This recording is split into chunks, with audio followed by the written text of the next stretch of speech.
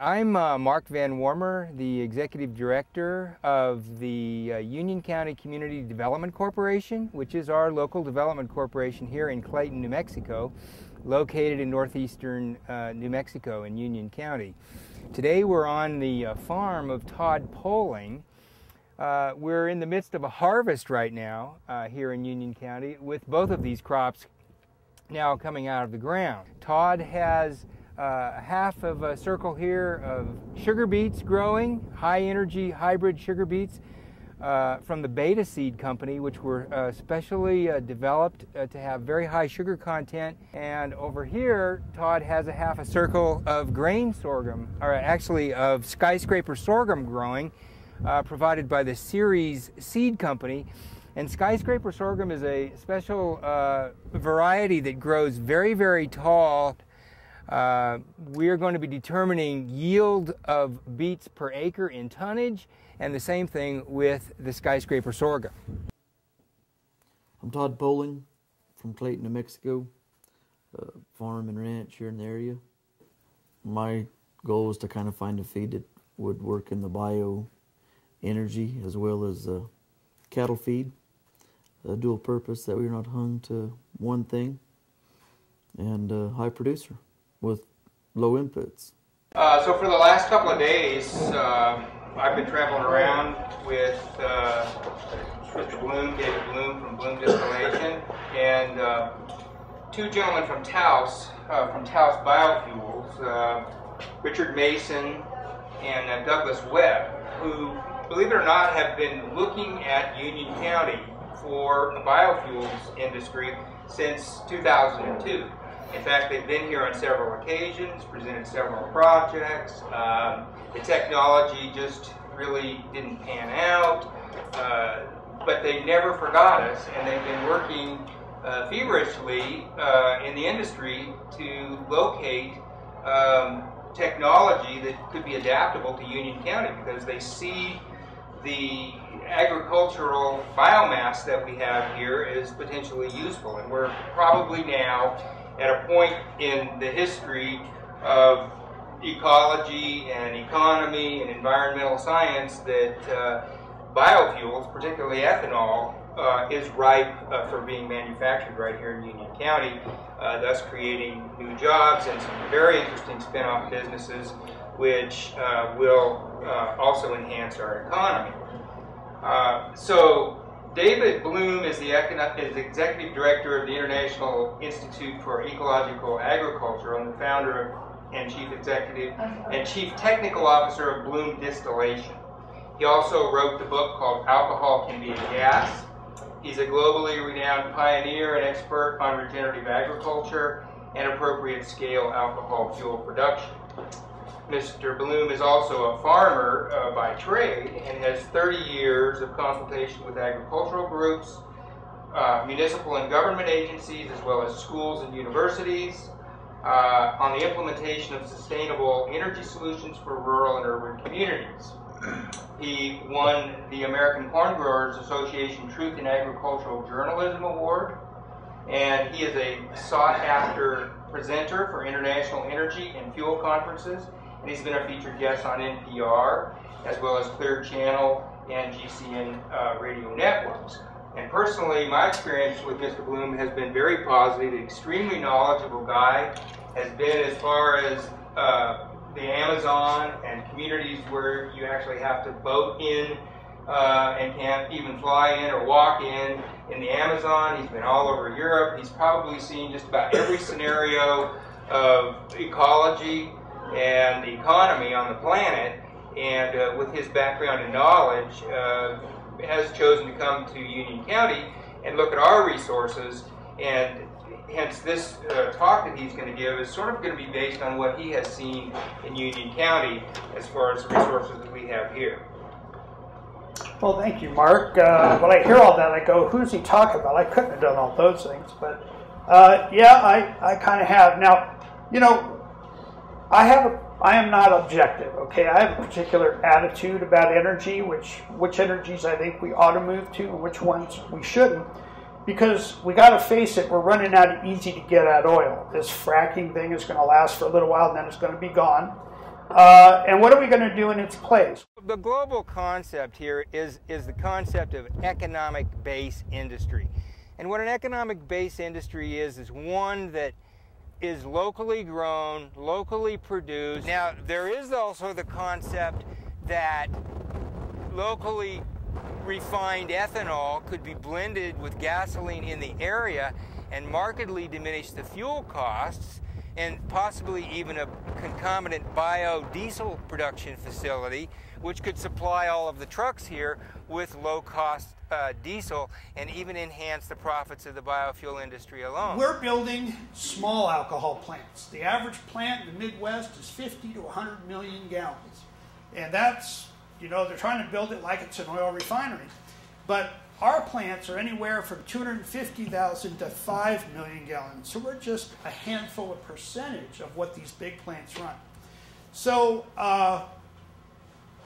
our stuff is based on a format of shipping containers, you know, 8x40. So we can ship the plants and components anywhere, bolt them together, and have a plant that makes a couple of million gallons a year, or a little more, a little less. Alcohol is really different. Alcohol gives us energy and food security. Why Union County for a biofuels factory? Union County is an interesting place. It's the high plains, it's natural grassland. We have the climate, we do have the water right now, and we have an interested farmer who is potentially able to supply the entire biofuels factory with the substrate required to keep this thing going for 20 or 30 years. Now, alcohol plants like ours can work on a wide variety of crops and raw materials.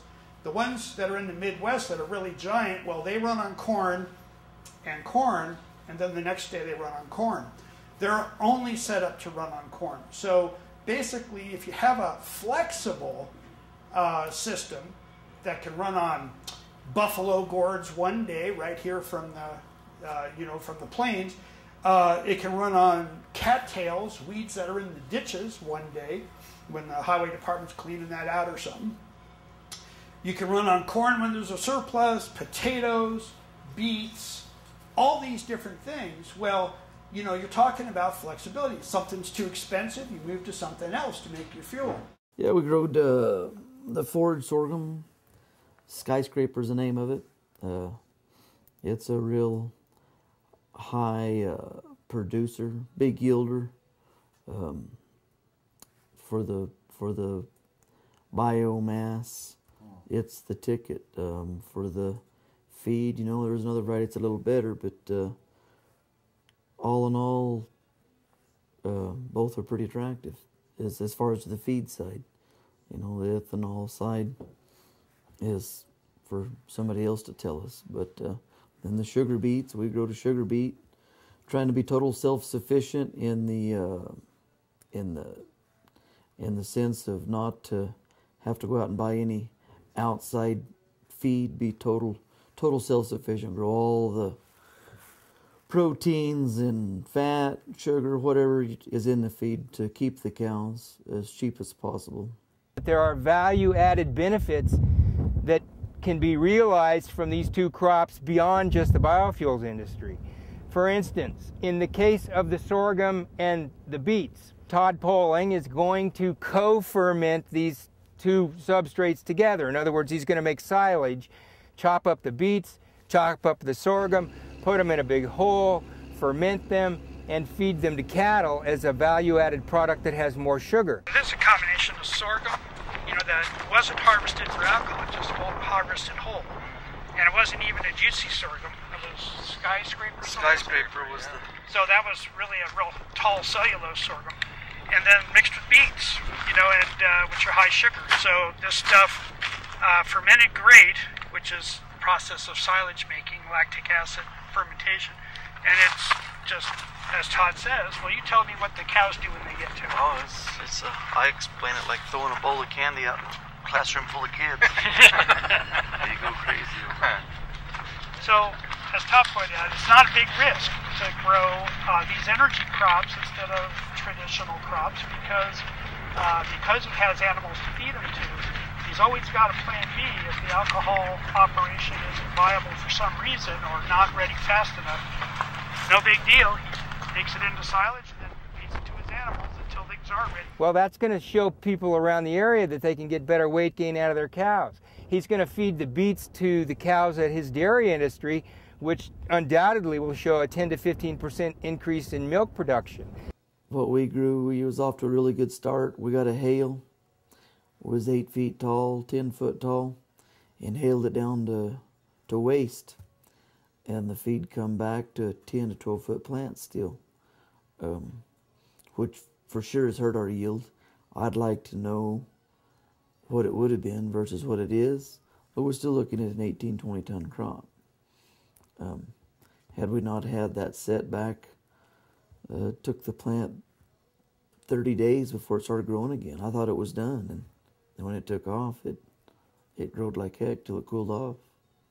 It wasn't really done growing back. It cooled off at nights and got pretty chilly, and then it finally frosted a little bit, and then it quit growing. And the sugar beets, they were totally defoliated. You couldn't tell there was a crop in the field. Little nubs sticking up, and they growed back, be a big, beautiful, healthy crop. So, I mean, you take the two, it's a kind of a neat combination, because you get a lot of mass out of the skyscraper. You could take that, to your ethanol, to your cattle feed operation or whatever, mix the sugar beet into it to get the quality up. It's interesting. I'm going to learn a lot more once we get some feed tests and whatnot back, but it's interesting. The difference between this and corn is it's forgiving. The corn that received this hail, it was done. It was over. Lights was out. I mean, silage it, whatever got it out of the way to plant the next crop. Where the beets, they growed back and made a crop. The sorghum growed back and made a crop. Water-wise, we're less water than corn. The beets, you're going to get, the more water you put in beets, the more you're going to get out. But if you could get your annual rainfall with some irrigation, it's going to be a cheap crop because it's forgiving. Drying it up don't hurt it that much because the roots grow deeper. And the sorghum, you can forget to water sorghum a time or two, and you're still all right. Corn, if you do that, you're done. Yeah, on the fertilizer side, half the fertilizer of the corn for the sorghum. The sugar beets, you're going to kind of get out of them what you put into them. I'm thinking, that's got like a 6 foot taproot, so we're going way down there. But I think the sugar beet, you need to fertilize to get a good beet crop. Takes the fertilizer. There would be a fundamental paradigm shift in crop growing here with a biofuels industry which required a certain amount of substrate to produce ethanol every day. Take time to prove it up, especially now with corn coming down like it has. For the past 4 or 5 years was competing with all the corn guys with such high-priced corn. You take corn down here into the $4 range, $4 corn don't work. Inputs are too high. Land costs too much. Corn with $4, you got $1,000 an acre input costs, and you got $1,000 if you grow 250 bushel corn. You got $1,000 return. It's a wash. If you could get a crop in here with $200 to $400 input and a $600 return, it'd be all over it. Control your inputs, and it makes it easier to put money in the bank. And corn, you can't hardly. You gotta fight everything, all the bugs and the funguses, and it's just corn's non-forgiving. Take $4.50 corn, grow you a 250 bushel crop, you're looking at $125 net, and you still got $1,000 input. Go to the sorghum and put $200 or $300 in it. for a $500 or $600 check, it's more money at the end of the day. So, you know, it's just a more conservative, more intelligent strategy to have some crops that can resist conditions the other crops can't, and move them around, change spots for them, because you know you're avoiding any pest problems that might have been residual from the last crop of, say, a root crop like beets. You'd end up with nematodes, increase in population, soil worms. So you wouldn't want to plant the beets there again, you get a lower yield. So you plant the corn there this year, and the nematodes come up and look around and go, what are all these dry roots doing here? I didn't sign up for this, you know, and they die out. Population of nematodes go down, and by the third year you can be back around there with, you know, buffalo gourds or potatoes or beets, any of the root crops, and you know there won't be a big population of pests, and you just keep that rotation going with multiple energy crops. And as Todd found out, you get a bad hailstorm that came out of, you know, that only happens every so many years. You know, so basically you've got insurance that doesn't cost you money. You know, you've got your own insurance by having a diversified crop. That's why I call it insurance. You just got to have it on hand and find a way to always be rolling it out. You know, you can't just store it and let it sit forever. You got to store it back for a year and get rid of it the next if you don't need it. And I mean, all hands are tied when you get involved in a deal like that. You know, if you had the ethanol side of the project, and then you've got the cattle on the other, I mean, it's options. Life's all about options. You got to have options. But just straightforward thinking in terms of the sorghum sugar beet combo, for needing maybe 2,000 acres to supply it, we're talking, this is 120, so take 8 of these for 1,000, so it's going to take equivalent of 16 of these piles. That could be, yeah. So well, it's not the pile, it's what's in it. So there's going to be a pile like this left over that could be made into animal feed. You know, that's the bulk of the beets or the sorghum. And the 20 or 30% at most of the plant is going to be extracted for making into alcohol. So there's going to be a lot of silage material left over. It just won't be as sugary. So this is how you make alcohol, just to give you the quick idea. You have to pre-treat the alcohol, which means you might have to grind it and put it in a tank with water. You might have to put in some sulfuric acid to change the pH. Water is about 7 pH, neutral. As you go to the smaller numbers, it's more acidic. You go to the larger numbers, up to 14, it's more alkaline. Well, it turns out that fermentation, the yeast, the same yeast that make your wine and beer and bread, you know, that yeast likes a particular pH. So we add a little bit of acid to bring it down. We cook it to explode all the cells inside whatever it is that we're doing. So, you know, everything can leak out and become available to the yeast to eat. And so then we go ahead and pump that into a mash tank after we've done all that pre-treatment. And the mash tank is where the yeast begin their process of eating the sugar, and they use up the oxygen, they get to a CO2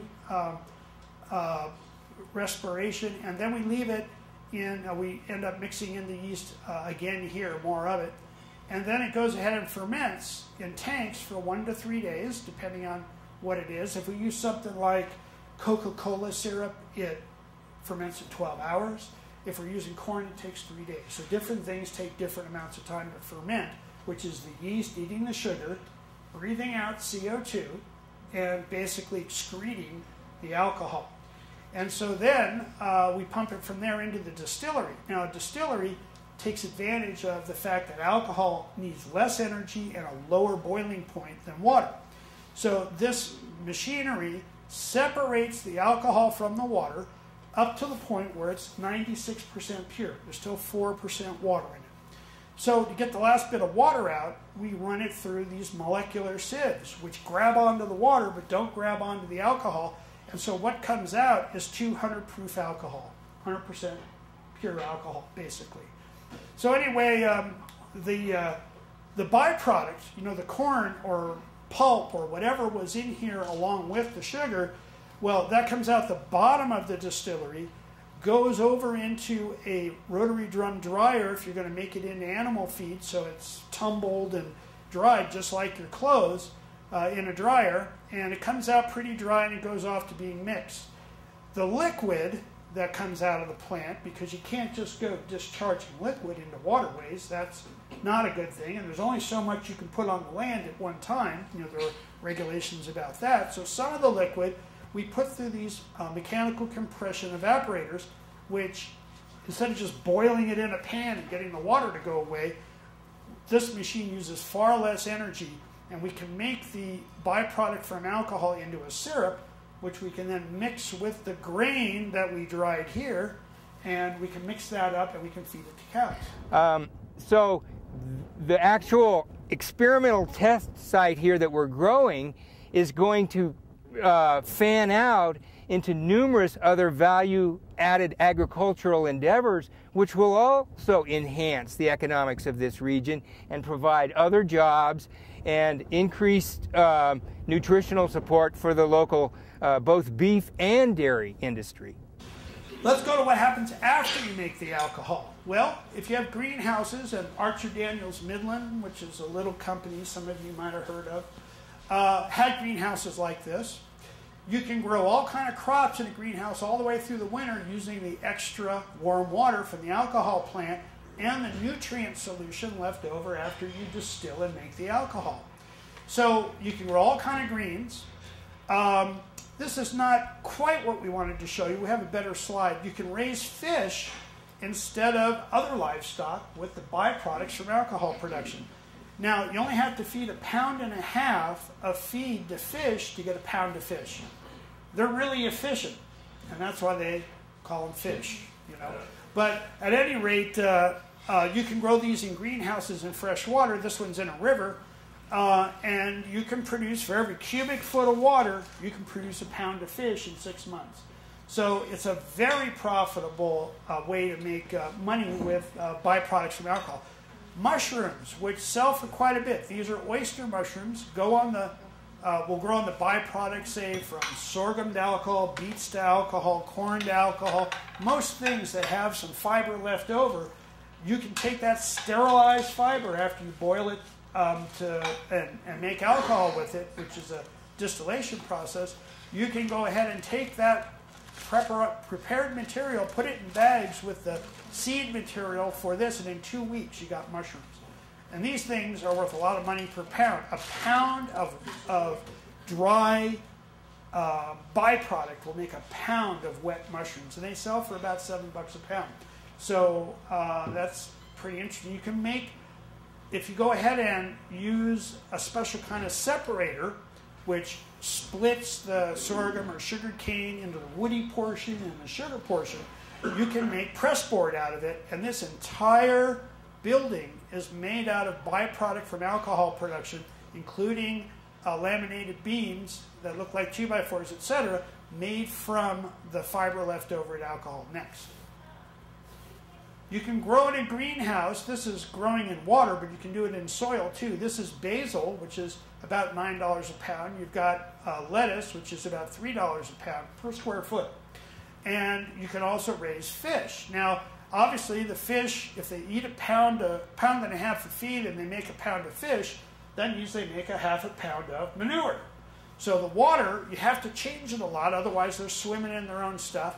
So you put that into the greenhouse to fertilize all your vegetables, and then the water that flows out of that area of the greenhouse is clean enough to put back in the fish tank.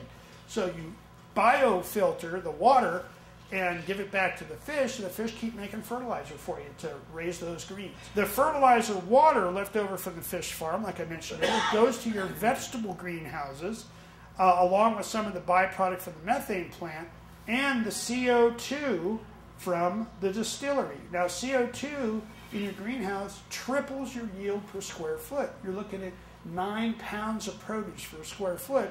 We'll show you how that works out financially. So if you dissolve the fish, you get fish emulsion, you get fish. If you take some of this corn stover and grow mushrooms, every pound, dry pound, of stover and distiller's grains, dry pound equivalent, makes a wet pound of mushrooms worth $6–7 a pound. When that's finished, you can take the bags of stuff that have grown the mushrooms, feed it to earthworms or the fish, and make even more of those things. So you get mushrooms, you get earthworm castings, and you get vegetables, organic vegetables, in the winter everywhere. So when you start looking at this, the big products aren't really the alcohol. That's important, but you get all this high value human useful things. But part of the problem in this area is depletion of water. And so we are looking at trying to grow biomass with relatively little water. We're in the midst of a drought now. The aquifers have been depleted by pivot farming, but that's why we're working on low water grass. You watch the Dust Bowl movie today after the last 2 years we just had, it'll get your attention. The drought was an eye-opener. I guarantee you for a lot of people, you know, more and more people where you went talk about the dirty 30s. Then it went raining and all those conversations go away and we talk about how good it is. But you don't prepare yourself for a drought and a lack of feed during the drought. You've got to be ready for that before it happens. For positioning a biofuels industry like this in Union County, is that everything can be grown natively right here, within less than 40 miles from the biofuels factory, and thus cut down on transportation costs to supply the substrate. Yeah, you know, it's interesting to me that Clayton's kind of on the map for all this versus some of the other places that we go and deal with. One thing that kind of makes the new, you know, to make this, for the community to accept a new product, there's a lot of older farmers going out and newer ones coming in, and it's like a generation change. It's funny how a generation all the time, it ain't the age, it's just the times, like the sign of the times. And I'm fourth generation right here from this area, and the old towns are struggling. Anywhere you go in the country, you've got small towns, you pull in them, the windows are boarded up, Main Street's ghost town, no new homes, no new businesses. Everybody's went to the city. Clayton, New Mexico is still a good, strong, thriving town. There's a lot of knowledgeable people here striving to try to make things happen. And, you know, it's a neat opportunity. A lot of people call it the crossroads. You cross the north and the south, the east and the west here with a good major road, and it's easy access and rail spurs here. They've started an industrial park right on the side of Clayton. It's right on the rail spur. It's got water. They brought a big, like a 6-inch line, 8-inch line to it. There's abundance of water out there because it used to be a farm. There's several wells. You've got 2 big intersecting highways, one running on each side of it. A nice road through the middle. Well, the city's just spent several million doing a new water treatment plant out there. They plan on, and they put up 2 pivots in the process, and they plan on doing something in the future there. You know, all these things fit all that program. And there's still well water out there too. So, I mean, it all just fits. We could be neat to have a big old biomass plant with a couple of circles adjoining it. That'd be pretty cool. It'd be like the trial and error type spot. It'd be where we, instead of having to go to somebody to grow something all the time, do it right there. So it's an extremely exciting time in Union County now. This project has been being researched for at least 10 years. I hope that America keeps up with the rest of the country, because most of the stuff you read now is in other countries, not here, about all the bioenergy. So just some money and technology and the want to. Clayton sits here, but all it's got's the want to. Wherever it starts is going to bleed off from there, and it's going to be a good thing.